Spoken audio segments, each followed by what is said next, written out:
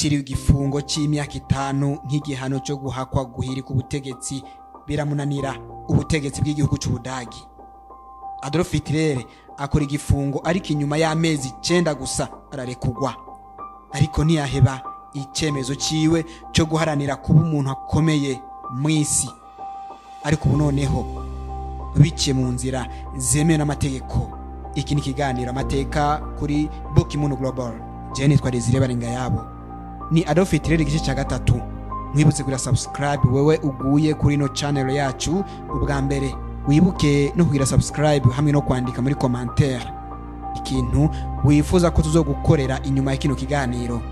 Mu gihe cya Republika yi Weimar, Republika yo mwaka w'igihumbi 1919 gushika mwaka w'igihumbi 1932, urukurikirane rw'amaguverinema akorera mu runani niyo yatwara Ubudagi. Nta mugambwe numwe wa politike warushoboye icyo gihe gushiraho ubwiganze mu nama nshingamateka inyuma ya ruheshi mwaka w'igihumbi 1930.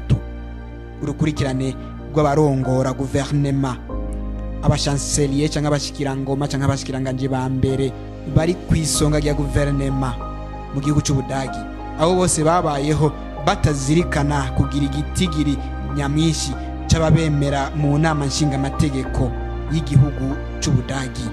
Kandi icyo gihe batwara batowe ku by'itegeko ry'umukuru w'igihugu, decret présidentiel. Iseruka ry'umugambwe nazi niryo ryashize akaburungu ku ntwaro ya Republika yi Weimar. Ibintu birahinduka mu Budagi. Imbere yo kubandanya kino kiganiro, numva ngoberewe cyane kubanza kugusobanurira iri jambo Republika yi Weimar. Republika yi Weimar ni izina ryatanzwe n'abanyakahise bari intwaro yo kuva mu mwaka w'igihumbi 1919 gushika mwaka w'igihumbi 1932 mu gihugu c'Ubudagi. No kuvuga kuva mu mwaka w'igihumbi 1919 gushika muri mwaka w'igihumbi 1932, intwaro yaganze ico gihe yitwa la République de Weimar. Aha turacari mu gihugu c'Ubudagi. Ni Republika yatangajwe mu gihe c'imvururu zikomeye zo guhindura amatwara mu mwaka w'igihumbi 1918 kuwa 9 ukwezi kwa 11. No kuvuga iminsi 2 gusa imbere yuko harangira ibikorwa nyezina vy'abansi b'Ubudagi bari bahejeje gutsinda intambara ya mbere y'isi. Ibwirizwa shingiro ry'iyo ntwaro yiswe République de Weimar ryashinzwe kwa 31 ruheshi mwaka w'igihumbi 1919 ritangazwa ishigwa mu ngiro yaryo kwa 11 mu kwezi kwa 8 muri umwaka nyene. Weimar ni gisagara aho ibwirizwa shingiro ryari rigiye kwisungwa muri iyo ntwaro ryandikiwe, niho izina Republika yi Weimar ryaturutse. Ni intwaro yatanguranye no gutsindwa ku Budagi mu ntambara ya mbere y'isi, irongera ituma habaho uguhagarika intambara y'impinduramatwara mu Budagi yo mwaka w'igihumbi 1918, Revolution Allemande de 1918. Adolf Hitler ntiyashotse atsinda igihe afatiye ingingo yo kuba umunyapolitike no kuba umutegetsi biciye mu matora, kuko mu mwaka w'igihumbi 1932 haratunganijwe amatora y'umukuru w'igihugu mu Budagi. Umukuru w'igihugu Paul von Hindenburg yasubiye kwizegwa, atogwa inshuro igira kabiri ngo ayobora igihugu c'Ubudagi. Ayo matora Adolf Hitler yatsindiwemwo, ariko amezi make inyuma y'amatora Hindenburg abikoranya amakenga menshi n'ubwoba bwinshi cyane, ahitishamwo kugira Adolf Hitler umushikirangoma wa mbere, umushanselier nk'uko bivugwa muri ico gihugu, cyangwa umushikiranganje wa mbere urongoye guverinema y'Ubudagi. Uyu Adolf Hitler atanguye kugera ku rwego ruhanitse mu mateka yiwe. Ubwa mbere manze nkubwire ko Hitler yari amaze gutahura ingaruka yo kugerageza guhirika ubutegetsi nk'uko twabivuze mu bice vyaheze. Nihirikwa ry'ubutegetsi ritakunze ryo mu mwaka w'igihumbi 1923 bimuviramo gushirwa mu munyororo kumara amezi 9. Niho yafata ingingo yo gushikira ubutegetsi bice mu nzira ya demokrasi. President Hindenburg ajyamira ukoko kw'abagabo kwigenekerezo ya 2 ukwezi k'umunani mu mwaka w'igihumbi kimwe n'amajana icenda na 34 yishwe n'indwara ya kanseri yo mu mahaha amaze imyaka 86 y'amavuko. Adolf Hitler niwe yaciye ahabwa ububasha bwose bw'igihugu c'Ubudagi kwa 19 ukwezi k'umunani umwaka w'igihumbi kimwe n'amajana icenda na 34 abashitse ku isonga y'igihugu c'Ubudagi. Indoto ziwe ziba zihindutse ukuri. Mwibuke umuntu w'umwana avukiye mu gasagara gato katazwi kadakomeye ko muri Autriche, abuze se abuze nyina, agiye kuba mu mabarabara y'i Vienne, arara ku ntebe zo mu mabarabara, adandaza amajourno hirya no hino, abayeho nk'umuntu atagira icefu n'icaruguru kandi atagira kazoza. Mu mwibuke Adolf Hitler agiye kugerageza ikibazo kimuha uburenganzira bwo kubananya amashuri, ahari hashingiye indoto ziwe. Mu mwibuke ayobewe, ibintu vyakomerekeje umutima wiwe cyane. Mu mwibuke ukuntu yagiye mu gisirikare. Uno munsi Adolf Hitler ari ku isonga y'igihugu c'Ubudagi, igihugu gikomeye cyane mu bihe by'amateka y'isi. Uyu ni wafata ijya nyuma. Uku ni kumugambwe Nazi wahavuye ushika ku butegetsi ku isonga hari Adolf Hitler. Uyu nkuko twababwiye mu ntango za kino kiganiro, yikekwa ko inkomoko yiwe yoba yari umuyahudi neza na neza, biturutse kuri sekuru avyara se, umugabo atamenyekanye cyane. Ni ukuvuga ko uno mugambwe w'abanazi wagiye uduga buke cyane, kuko amatora ya mbere uno mugambwe witabiriye waronse amajwi atarenga ibice 2.16 kwijana mu matora y'umwaka w'igihumbi kimwe n'amajana icenda na 28. Amatora y'abashinga amateka yari yatunganijwe mu Budagi.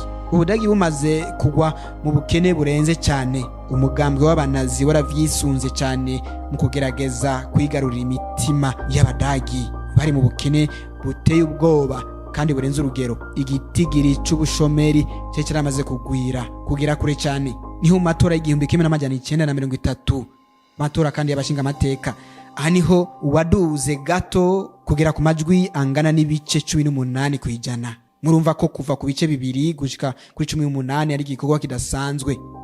Uyu mugambwe wisunze ubukene n'ubushomeri bwari buriho ico gihe, witwaza kuzana ihinduka no kwerekana amafuta kugwa n'ubutegetsi bwari buhari ico gihe, no kwerekana inkomoko y'ubukene n'ubushomeri, no kwerekana inzira nyazo zotuma ivyo vyose birangira.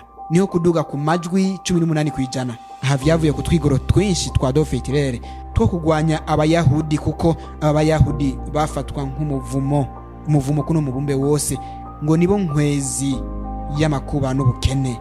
Hama ubukurikira mu mwaka w'igihumbi kimwe n'amajana icenda na 32, umugambwe Nazi uduga gushika ku bice 37 kwijana mu matora ya president, aho Adolf Hitler yaciye yizegwa bumushikira ngoma atwara guverinema y'igihugu c'Ubudagi. Ibi biheza bimushikana no kuzozezwa amabanga yo kuba mu gishingo ca president w'Ubudagi amaze gusezera isi y'abazima.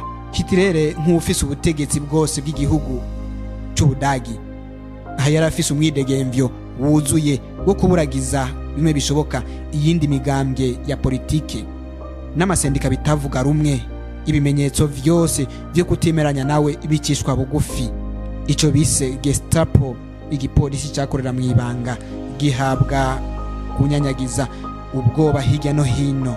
Mu ijoro rya 30 z'ukwezi kwa gatandatu umwaka w'igihumbi kimwe n'amajana icenda na 34, iri ni ijoro ribi cyane, ijoro ryaranze intwaro ya Adolf Hitler, giswe ngo la nuit de long couteau, ijoro ry'inkota ndende. Ni ijoro Hitler yategeka igisirikare guhagarika no kwica batavuga rumwe n'umugambwe wiwe batandukanye nka Ernest Röhm na Franz von Papen. Ibi mbere yabikoze atarahabwa gutwara Ubudagi neza na neza ngo abushikire neza. Hitler afata ingingo zikomeye zo kugwanya abayahudi biciye mu mategeko y'i Nuremberg mwaka w'igihumbi kimwe n'amajana icenda na 35. Abayahudi n'abatavuga rumwe nawe barungikwa mu mabohero yo kubabarizwamwo no gutotezwa no kugirirwa nabi no gukoreshwa ibikorwa vy'umuruho bitandukanye. Amabohero yaranzwemwo guhohotera agateka kazina muntu, yaranzwemo ibikorwa bibi by'ububisha bw'ikiremwa muntu. Aha niho wa mugani uvuga ngo umuntu asigara idubu ku wundi wari usobanutse cyane gusumba ibindi bihe byose by'ubuzima. Mu mwaka w'igihumbi kimwe n'amajana icenda na 35 nyene kuwa 16 ukwezi kwa gatatu ashinga itegeko ryo kwinjizwa mu gisirikare ku gahato. Intwaro yiwe irangwa no kwikuza n'amanyama menshi. Ibi ntwaro kuno mubumbe, intwaro y'igitugu, izina ryiwe rishinga imizi mu vya politiki, ariko kandi iritera ubwoba abantu benshi. Yaboneka nk'igikoko c'inkazi. Hitler yishimika igicimviro c'uko ngo ari umwe mu bagiriwe ibakwe iteka ridasanzwe ryo kuvuka mu bantu, uburukuba rweranda rwiza kandi ruri hejuru y'ababa kw'isi yose.